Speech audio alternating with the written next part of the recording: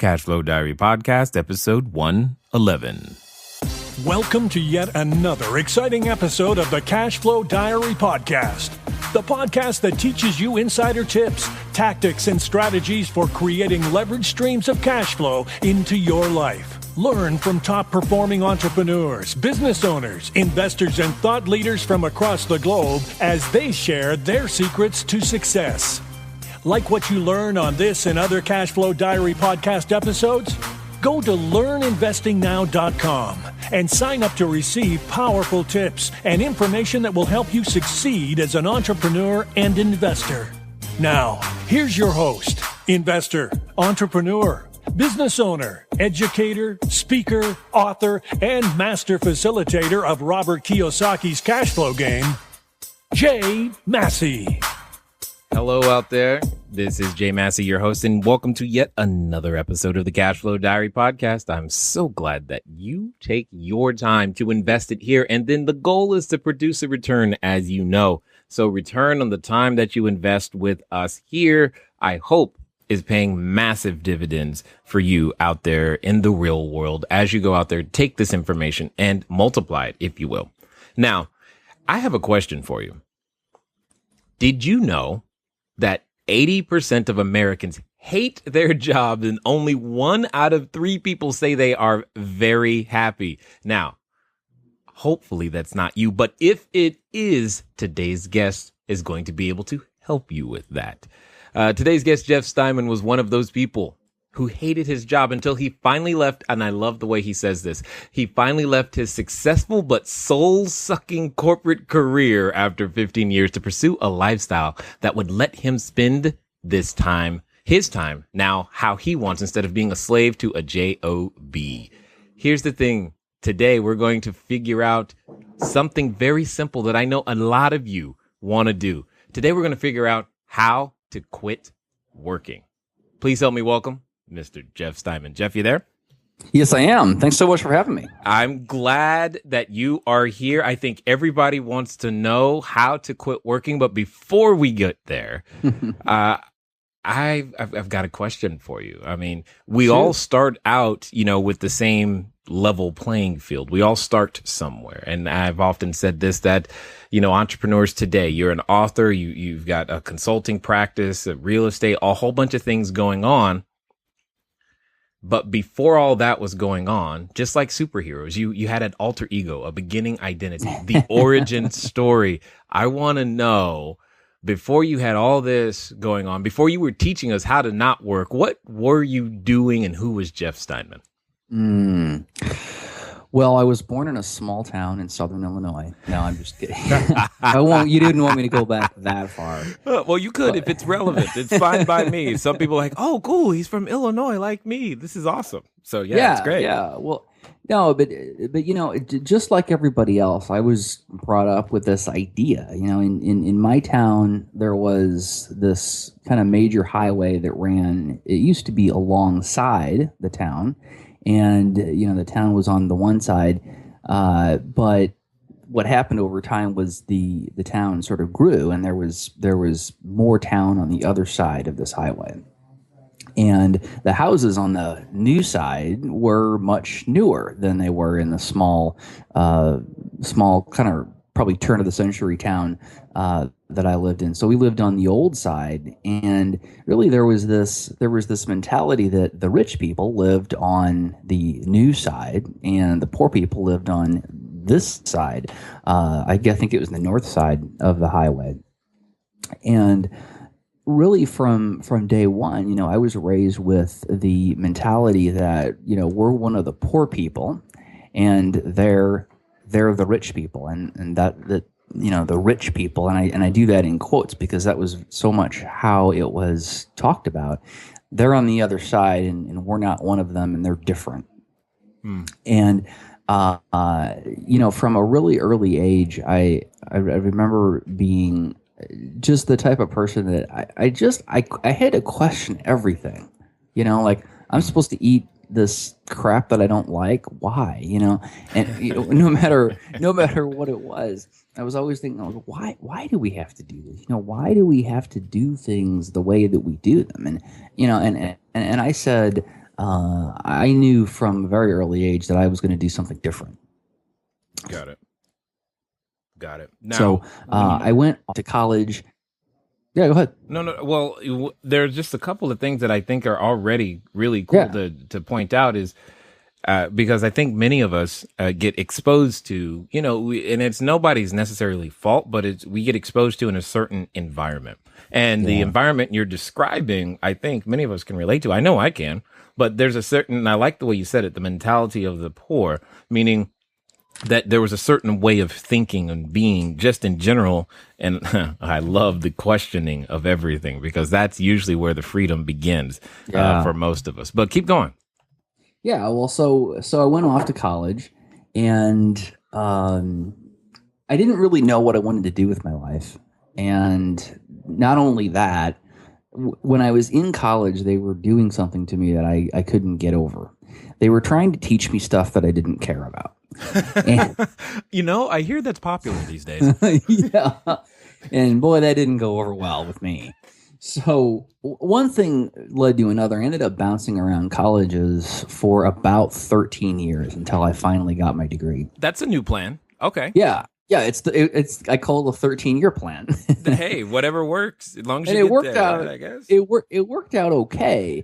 But what happened was, fortunately, the middle of that period was the late 90s, and then we had the tech boom, and that was back in the days when all you had to do was take a class in Visual Basic, and you could get a great job in the technology industry. Right. So I'd been doing, I had sort of fallen into this customer support job at a small company, and eventually ended up moving to a larger company and doing computer programming. Then it ended up doing systems analysis, and then finally project and program management, and really worked my way up the ranks. And then so that ran concurrent with trying to get my degree and going to all these different, evening and weekend programs and various different things I tried. But I ended up, it was about late 2010s, right? So like 2009 to 2011, I was kind of working this job, and I basically had achieved pretty much all of the success in the corporate world that I kind of thought that I wanted, because I was making good money.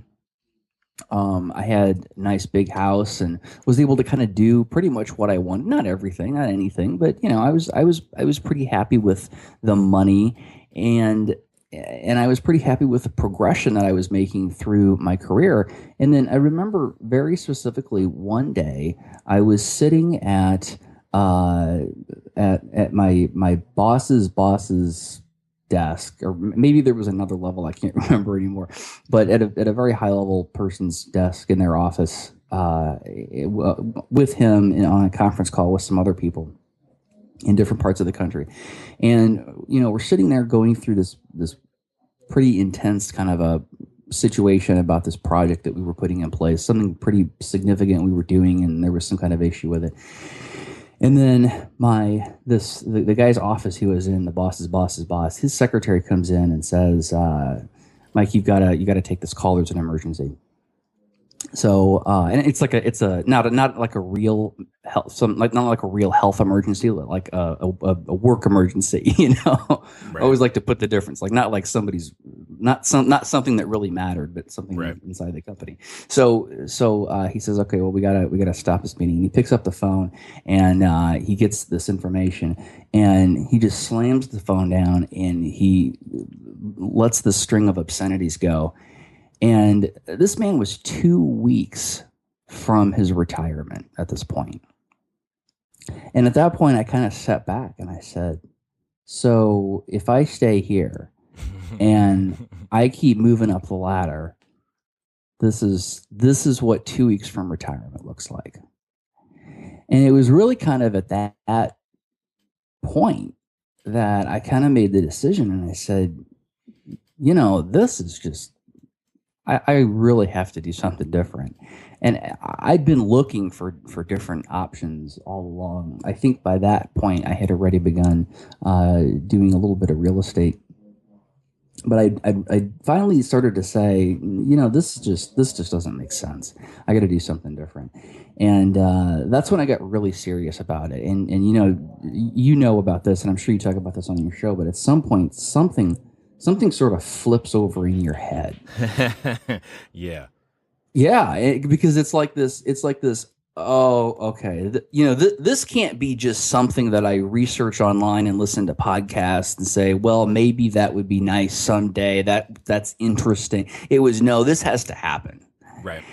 And when that switch flipped over, I got really serious about it, and it was probably less than a year later at that point that I finally resigned from that job and started my first company, which was a business and marketing consulting company, which eventually led me to really find out kind of what I really truly care about in this world, and that's figuring out better ways to do life and figuring out ways to push through all of these kind of silly notions that we have about how life is supposed to be and what we should be doing, and get to the other side where life is so much more satisfying, so that I don't have to be one of the, those 2 out of 3 or the 20% that are just not happy with what they're doing. And gosh, to be able to help other people to do that too, I mean, that's really what it's all about. So that was the genesis of my book called How to Quit Working. Got it. And you know what what I have often said to people is that I think most of us are wasting our time at a job because we're not engaged. Yeah. You're more fully engaged in something that you care about. I mean, there's so many places and things to see and do and people to help and serve that if we just reallocated our time and how that happened and how money was earned, etc., we could go out there and become difference makers. That usually the very difference that we're complaining about, we're the one best suited to solve that problem, but we can't. Yeah, we have to go to work. Sure. It's just interesting. So here's the question. Because you said something that I think many people have had to deal with, especially those that may hate their job or not exactly happy about it. You said you were happy with the money and you were happy with the progression that you were making, but yet there was still a sense of unfulfillment somewhere. I mean, because someone listening to us right now could be very happy with their money, or they could be happy with the progression. Sometimes, hey, it's all about the personal growth, what I'm learning. Yeah, they don't pay me but peanuts. But I'm happy with that for the moment. What do you think it was that was missing that you have now found? Something to be excited about in the future. It is a key piece, right? Because as I kept looking, I kept looking forward, and it was always like, well, okay, so there's this next piece. I'm going to get this promotion, or this is going to happen, and that was exciting for a while. Right, because it fed my need, my internal human need to be validated.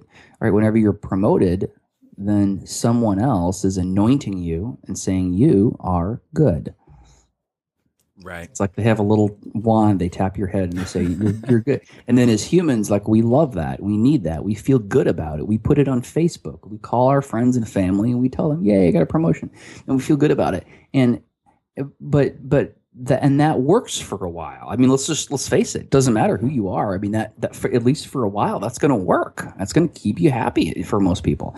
And it did for me. I kind of glossed over the 7, 8, 9, maybe close to 10 years that I was fairly happy and fulfilled in that job.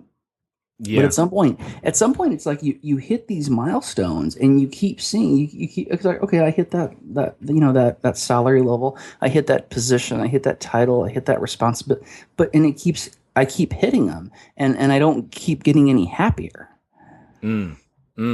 Yeah, exactly. And then you go, or occasionally we go, well, maybe if I had another $100,000 this year, that'll. Yeah. But that's not always the case. That's not always the case. Yeah, well, and then when you get that enough, and when it comes to money, I mean, I completely agree that there is a certain point at which more money does make you happier because it makes you less stressed. But study after study after study have shown, and the number varies from $60,000 to $80,000 a year, which is, in the grand scheme of things, not a lot of money. That's really where the happiness kind of drops. The happiness increase kind of drops off. And I was weak. I was making well more than that. So I was really seeing where those incremental differences just aren't doing it for me. Okay, hold on. So you just dropped something there. I need to let's pick that up. You said Okay. some from $60,000 to $80,000. Unpack that a little bit, because I'm like, what do you mean? What do you mean? Yeah, well, there's some studies out there. There's multiple studies that have been done, and I wish I had one at hand that I could cite, and I can send you one afterwards if you like. But there's been studies that have done, and they've said when you go from 20,000 to 30,000, for example, you get a little bit happier. Because you can imagine in most parts of the country, 20,000 and 30,000, neither of those are great numbers to live off of, but 30,000 is better than 20, right? You're eating slightly better. That's you're true. A little bit less worried about the bills. And then 30 to 40, as you go up, you do get a lesser sense of stress, and you do get some enjoyment. And you get, depending on where you are in the country, maybe if you get in that 50, 60,000, well, then maybe you can start looking at vacations every year. There's things about those increases that make us happier. But when we get to, and I've heard, I believe two different numbers. I believe one is 60 and one is 80. But when you reach a certain number, then that happiness, and if you think of it like a chart where it's kind of going up and to the right, when you reach that number, it really levels off, and that increased money doesn't make you any happier. 100 to 120 isn't a big move in your happiness, isn't really a move in your happiness at all. 1 million to 2 million isn't really a big move in your happiness. Interesting. So, yeah. So, because I always like to point that out, because we're so caught up in this world. We're so caught up in this idea that money is so important, right? And we're so caught up in, money's going to make me happy. And what do you need? That whole thing, like, when you ask somebody, hey, how you doing today? And they make this off the cuff remark. It's like, oh, I'd be better if I had $1 million, and little things like that. I mean, we say that in jest, right? But in reality, on some until level, they we have believe $1 million. Yeah. Because after a while, I mean, all I'm going to say is I can, on this topic, I can remember the first time I've told, when I did 11, when we was first getting started, I did 11 wholesale transactions in a 7-day period. And I was earning, at that time, it was $2,000 a transaction. So that was a lot in my head. At least I thought. Before that week, I was like, oh my gosh, that much money in a week, that would be nuts. After that week, I was like, that really wasn't a whole lot of money. But, so, and I find this interesting, because you bring up what I believe to be the quintessential piece that many of us haven't defined for ourselves, is that we haven't defined the difference between standard of living versus quality of life. And those are different things. I mean, you could have a low standard of living but have high quality of life if you're living close to what you value. And I'm just going to take a stab in the dark and say How to Quit Working is just a guide on literally how to get closer to that quality of life as opposed to that standard of living. Absolutely. And one of the things that we start with in the book is looking at, where is that place at that the world has already identified that you provide value, right? So where is it that people come to you looking for your help or your advice or your guidance? I'm sure that if I asked you that question, Jay, you'd say, well, people ask me for help with real estate investing. Yes. Everybody, Yeah. right? If somebody wants to pick your brain, that's probably what it's going to be about. And you have many other things that many other types of value that you provide to the world, but that's one example. But you know what's funny is that a few years ago, no one wanted to pick my brain at all. But and the difference is today is that we've gone out there, we've taken numbers of risks and learned some things, and we've become more valuable to the marketplace. And I like the concept that you bring up when you say, how does the marketplace tell you already that you provide value? I would want to dig more into that very concept, because I believe strongly that there's a number of people right now listening to you and I who don't think they have anything to value. And they're like, well, I don't know what else I would, quote unquote, do if I didn't do my job. Yeah. And that breaks my heart, because what we've done is, we've created this society in this world where we've got this, and this is not just in the US, I've found this to be pretty much universally true around the world. But we've created this paradigm where, we think that the only way that we can provide value to the world is by taking the most precious commodity that we have, which is our time, and selling it to somebody else, doing something that we probably don't like. And then we think that, like, the best way to do that is to sell that time doing something that we kind of tolerate. Okay. That's the idea. Find a job you like. Right. That's that whole idea.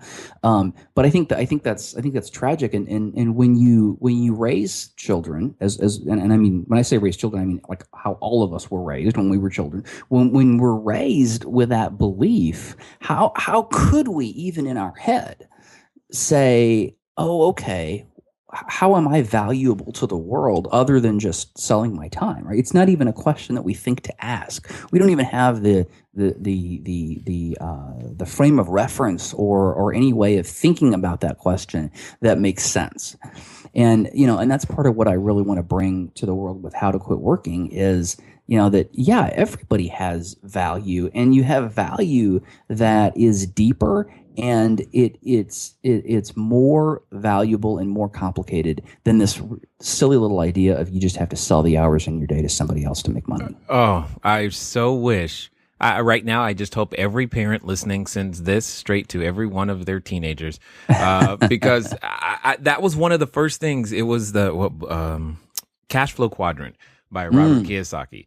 That was that was the gateway book for me too. Oh, okay. Oh, that's awesome. That was the book. Gateway drug book. Yeah. I know, right? It was the one that, and after reading it, I was mad. I was angry because no one had told me before. I was really, really mad. And then I had to say, okay, that's what was. Now what is what's going to happen now? What are you going to do now that you know this information? And I was so mad. It was not even funny because for me, I was bumping around in industries that I had no business in, that couldn't make full use of the talents that I do have.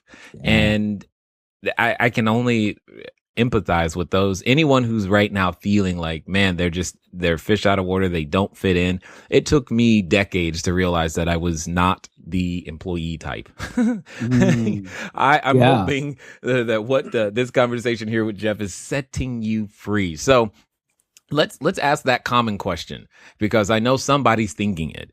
All right, great. That would have been awesome, Jeff, if I could have had that right when I was in high school, and because then I could have made all these wonderful changes. And on a side note, that's one of the things that irritates me about college, is that it robs some of our young people of the time where they could, quote unquote, afford to live on peanuts and it not be a burden, when they could go out there and create value in different ways and build something that would be great. But that's a whole nother it's such I've never heard anybody say it that way, Jay, but it's like, your college years are the perfect time to take a risk. What are you going to get sued for everything you own? Nothing. You have nothing. You can have my iPhone. Yay. That's all I got. It's just, but they get robbed of that time because they're buying into this other system. So, but for the person who's, further along, how on earth do they make that switch? How did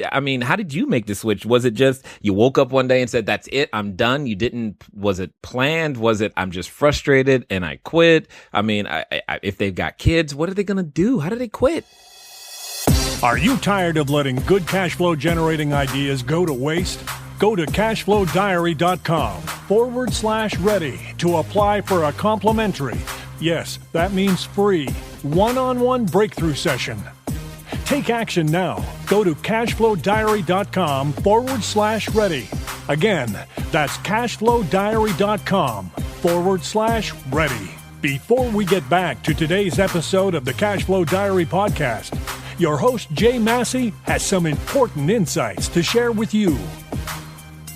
Excellent. Now, you're probably wondering, Jay, let me hear him tell me how to quit my job. We'll get to that in just a second. One of the things I want to make sure everybody is updated about and knows that I'm excited about. I'm excited about two things right now. One, we are still in the middle of launching a new mastermind group all around multifamily investing. If you've ever wanted to participate in anything quite like that, this will likely be one of the few opportunities where you can do exactly that. I've never been able to actually repeat any of my mastermind groups because it's kind of difficult to put together 12 consecutive weeks or 12 close enough together weeks in my schedule to where I can invest that time in a group form and help people master any one particular topic. So for those of you who want to make something like that happen for yourself and you're wondering how do I buy properties? How do I bridge that gap from everything that I've learned to actually everything that I'd like to earn and more importantly get done? Because you got to go out there in the marketplace and attack it in a certain way and make those relationships happen. That's what we're going to be doing in the mastermind group, and I'm excited. Go over to CashFlowDiary.com/multifamily. Again, that's CashFlowDiary.com/multifamily, and you will be able to get at least 3 hours of complimentary content all around a multifamily. And for some of you, if you want to join us, you probably want to move really, really quickly because it is filling up fast. Now, with that being said, I'm also excited to say to you guys that I have been listening to the final versions of the audiobook. And after we get done with this round of quality control, and I guess the Audible people have to do theirs as well, then we will be done and you will have your copy soon. I hope you love it.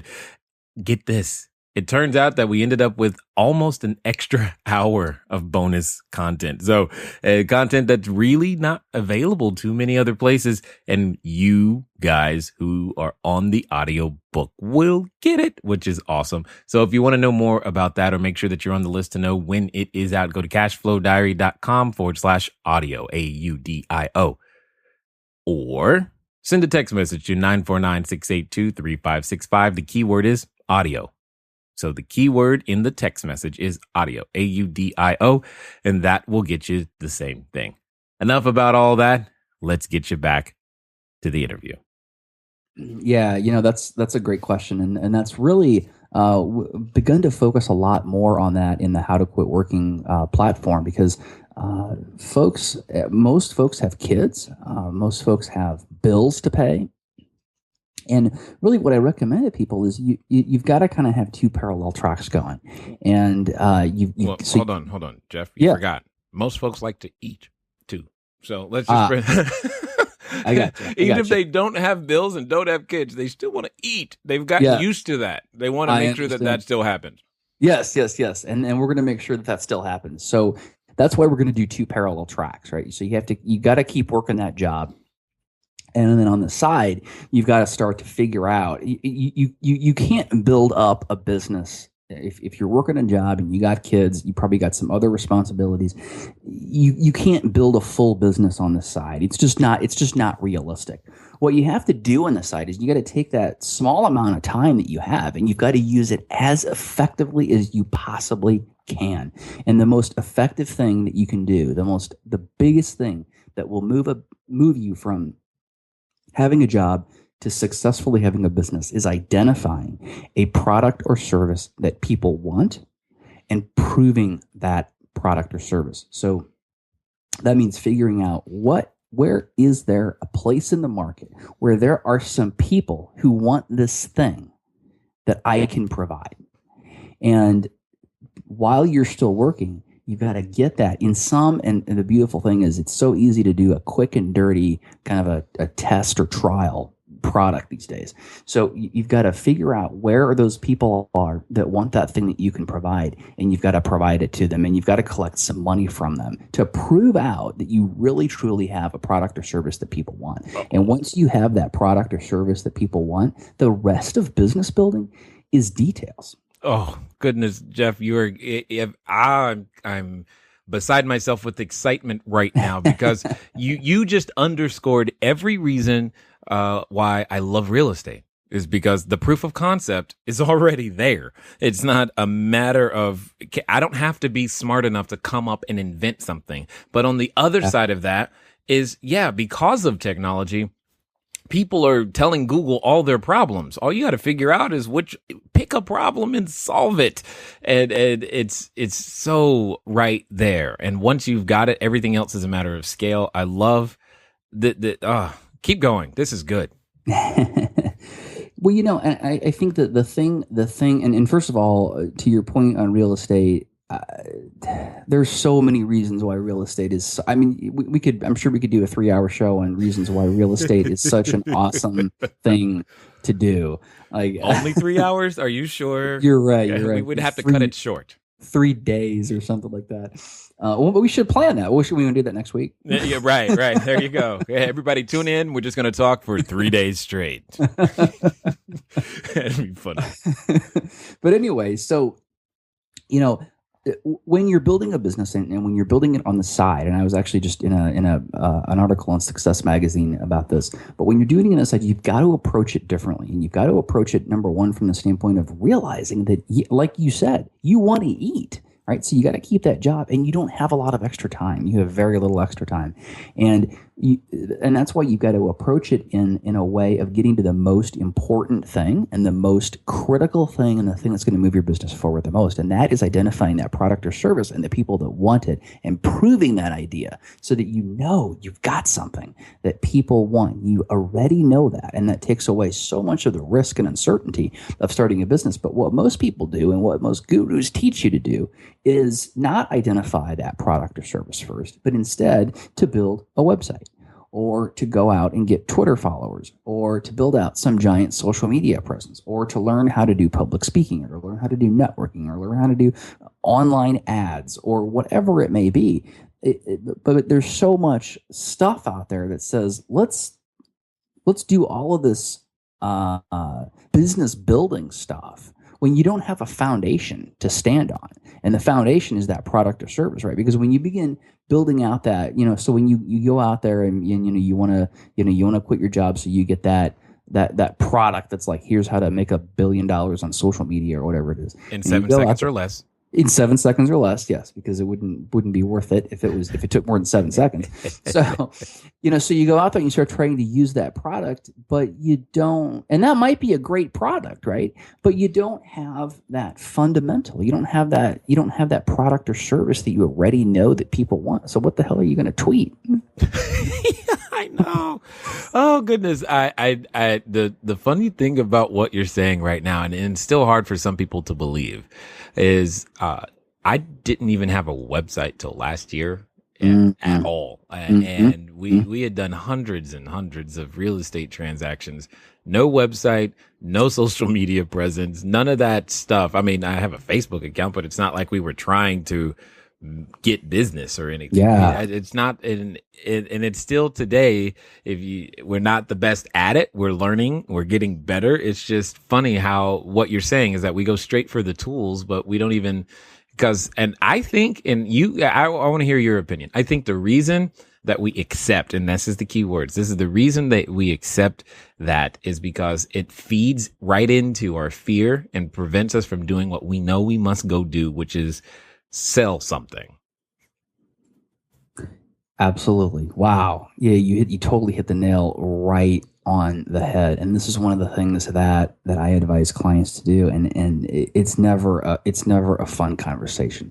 But yeah, I'm sorry, but you got to pick up the phone and you got to call some people. Yeah, a lot of people. Yeah, and for all of our introverts out there, I am so sorry to break that to you. Yeah. The funny thing is I'm naturally an introvert. I know it sounds crazy, but it's the truth. Now that surprises me. But you can learn when it's food on the line, you will do what you got to do to eat. The challenge, I think, is that most of us don't see it that seriously, especially if we already have a job, because that comfort is just enough and just addicting enough to make you not want to try a little bit harder. Well, I don't really have to because I can still eat. And then until that gets threatened, i.e. we get laid off, we don't do anything. about it. And that, anyway, I'm gonna start ranting in a minute. But I love ranting. I'm like, I'll jump in there with you. I have a feeling you and I are very similar on this topic, simply because I think what would you say have been the top 3 benefits that you've experienced from releasing yourself from the corporate environment? What do you think? Top 3 benefits? Oh, the thing that just makes me so excited about it is that there just aren't any limitations anymore. Mm. You know, you look at the world, and there's no more of this rationalizing and thinking, oh, well, you know, let's see, I'd like to do that, but well, I'd have to think about, can I get off work, and how would I pay the bills if I went, I want to go spend like 2 months at a monastery meditating at some point in my life, hopefully very soon, right? And if you're working a full-time job, I mean, how do you even make that work, right? Yeah, the TPS reports are going to actually ask you to come back into absolutely, absolutely. But now when I have something like that I want to do, it's like, oh, I just have to structure things to make that happen. I mean, it's totally doable, and I love the idea that there's all these limitations that are removed. So number one is, I'll definitely answer your question the way you asked it. I want to be a good interview subject. So number one is freedom. Yeah, absolutely freedom. Number 2 is the income cap is lifted. Right, it doesn't matter how well you do in the corporate world or how well you do in your job. There's still a pay scale, right? And there's still an HR department that has a top. There's on your job, there's a top, there's a bottom, and there's a top. When you hit the top, you're at the top. That's it. Yep. So freedom, lifestyle freedom, and lifting the cap on income, and then I think finally is just being able to work with the people that you like and not having to work with the people that you don't like. I mean, that maybe should be number one. I mean, you just open up another can of worms right there. Because you're like, I mean, does this ever happen to you, Jay, where you're like, you're in some sort of situation, you're getting ready to go into a deal with somebody, and you're just like, I just don't freaking like you. Yep. And you're like, I'm this isn't going to happen. Yep. Because I don't like you. Yep. And that's it. Yep. And you don't necessarily say that. You can. Yeah. Oh, you do. That's okay. That's cool. It depends. I mean, hey, I have been known to not be gentle. That's all I'm going to say. And it just is what it is. I sometimes I can remember I'm thinking of a particular broker where that's why I just told him, I was like, look, dude, I don't like you. I don't like you. And now the funny thing is that after telling him that, he straightened up, and now he's, been someone that has helped us, and we've, worked together, and it's been fine. Okay. But I love all of, I really love the choice that you're saying. And it's specifically about the income cap, something that we've been doing recently. And this has just been blowing my mind, is that once you begin to become excellent at identifying problems and knowing how to create a solution, you can begin to plan your income, not just remove the cap, but you can say, okay, because I can ask myself this question: how can we generate another, let's say, $200,000, $250,000 of revenue this month? What could we do? And then I can go, and my team, we come together and we can figure out, here's something we could do. Right? Or 50,000 or 10,000 or whatever it is. The point is you can ask yourself that question, and you have the freedom to put whatever plan pops in your crazy mind together, test it, and find out until it works. And I think that's probably the funnest part for me. I don't know if funnest is the word, but whatever. The point is I enjoy that a ton. Yeah. Like just having the ability, like you said, to just make that decision. Like, what are we going to do today? What are we going to do? How are we going to make this happen? Now, so, and underlying all of this, I mean, when you've got how to quit working as the title, and I'm thinking of this, I'm in my head, it's not like you're not earning money, because sometimes we could make that correlation. Oh, if he's not working, he's just laying around doing nothing. Yeah. Let's talk about. I'm going to sleep right after we get done with this. Well, that is, hey, it's an option, and it's totally fine. You don't have to fill out no permission slip.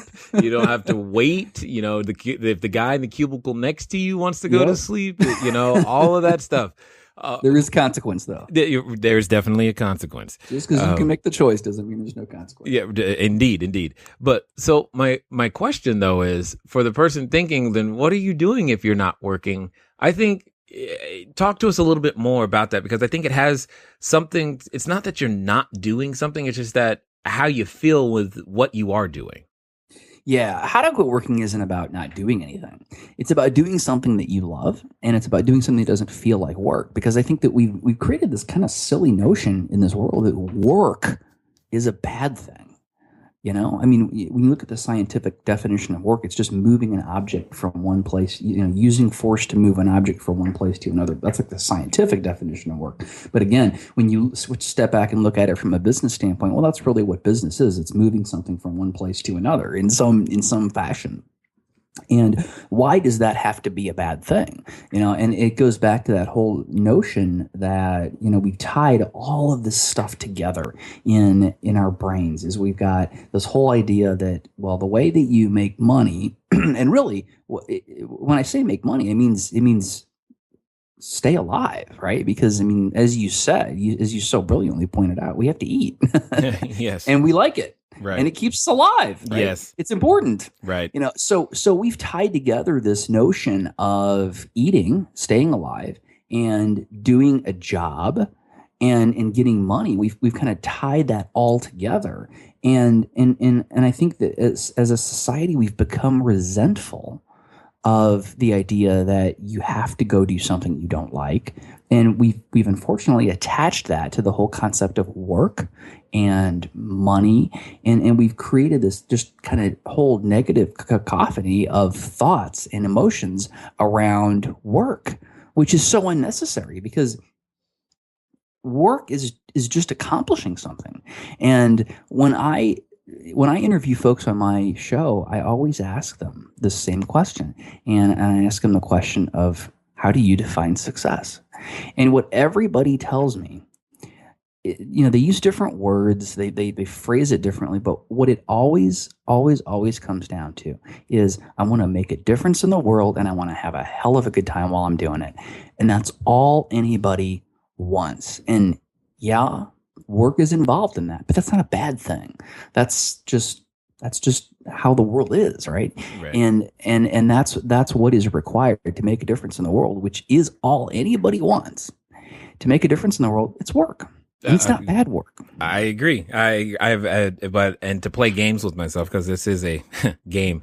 One of the things that I often do is that I change the words. So instead of saying the word work, I often say provide value. Because for me, that helps me disassociate from any the negative connotations that I've grown up with to the word work. Oh, I gotta go to work. Ooh. Yeah. But hey, I get to provide value. That's more fun. Yeah. And for whether people listening to us or not, realizing it, what you and I are doing right now is work. Yeah.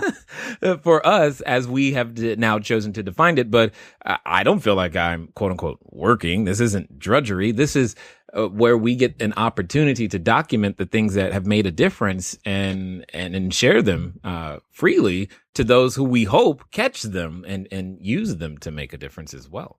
Absolutely. And podcasting is a lot of work. Oh, it is. Don't tell them labor that. Intensive. They might actually think this is just effortless for us. I mean, they all know that we just do it, and we're doing it on our cell phone, relaxed at the beach. It's a perfect. Yeah, that I think they. You see, you're destroying their mind right there. You're thinking, oh my God, that's still work. Yes, it's work, guys, but it's fun. It's like I just let it.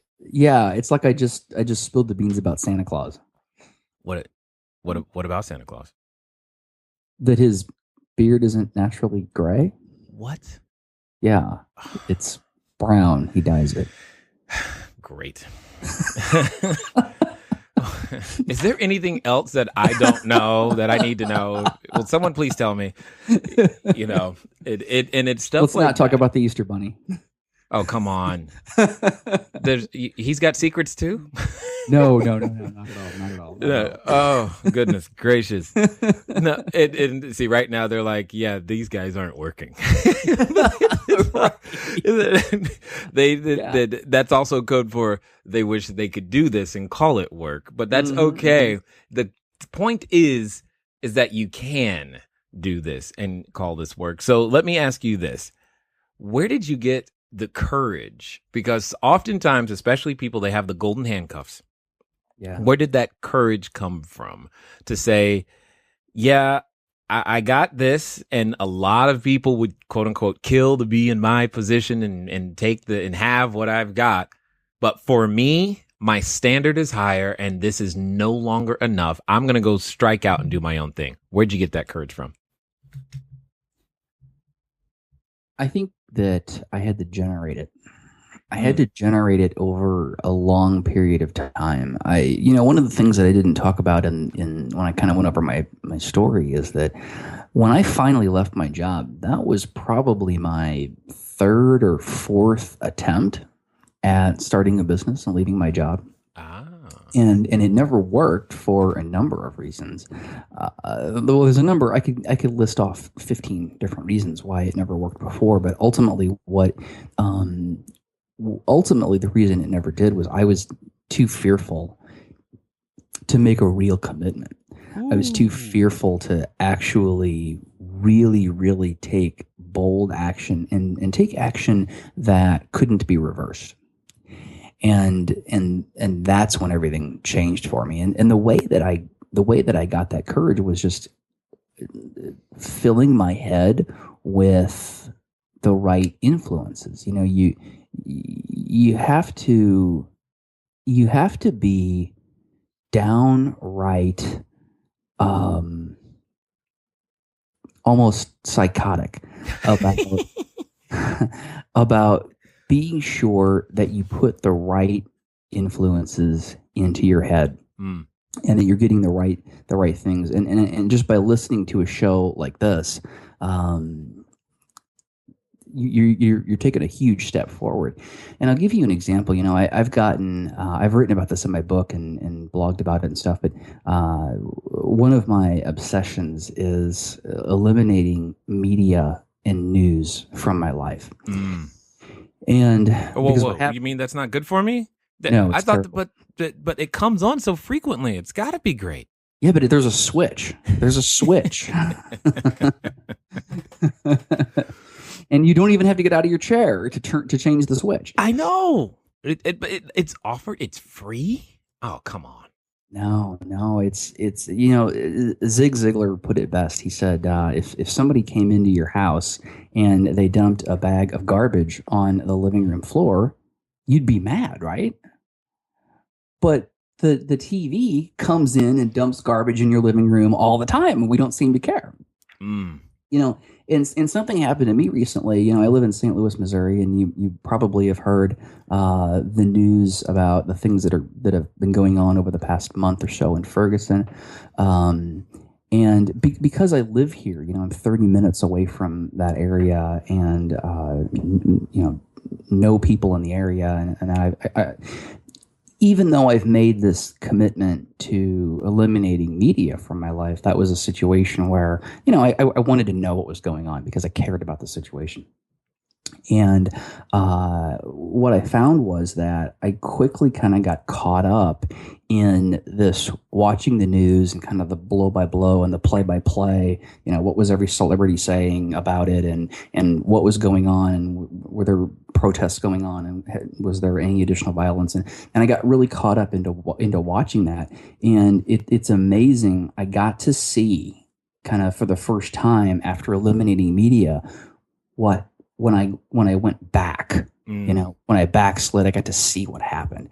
And I was like, oh my gosh, this is like, it's like a lever that you can pull to make yourself feel a certain way.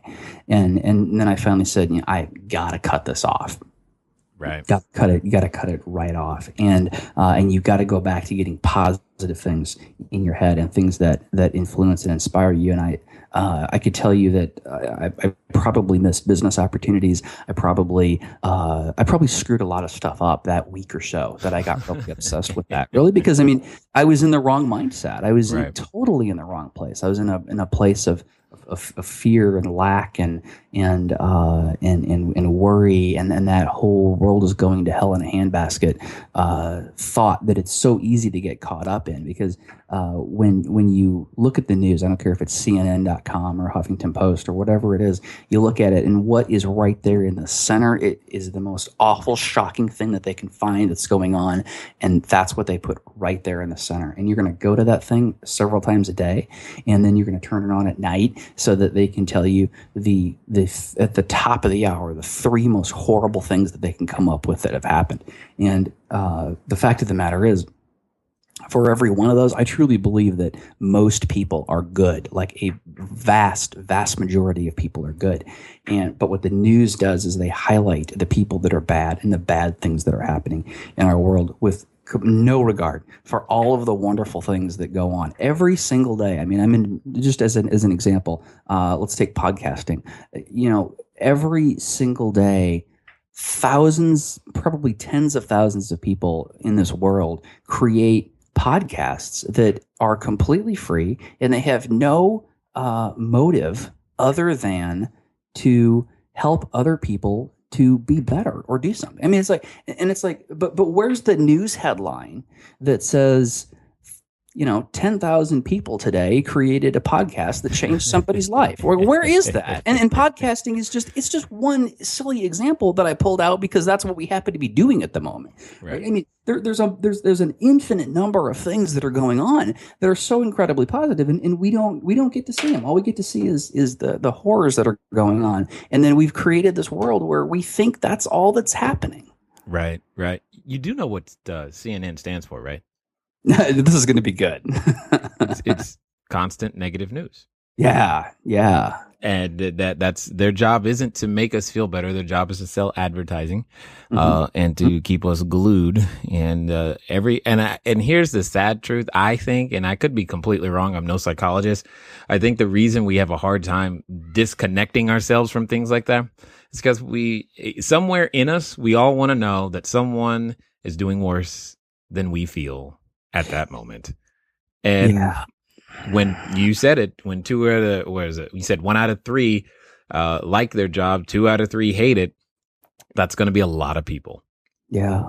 All the time, everywhere. Yeah. Now, for those who have listened this entire time and completely have resonated with your message, who you are, what you're doing, tell us a little bit more about what you're doing, how you can help them, and most importantly, how can they find you? Yeah, thanks for giving me that opportunity, Jay. You can find me at howtoquitworking.com, and if you head over there, you will see lots of resources. I do a weekly show just like this, and I talk to successful entrepreneurs every single week and unravel their secrets. So they've all left a full-time job and started an amazing business that they love.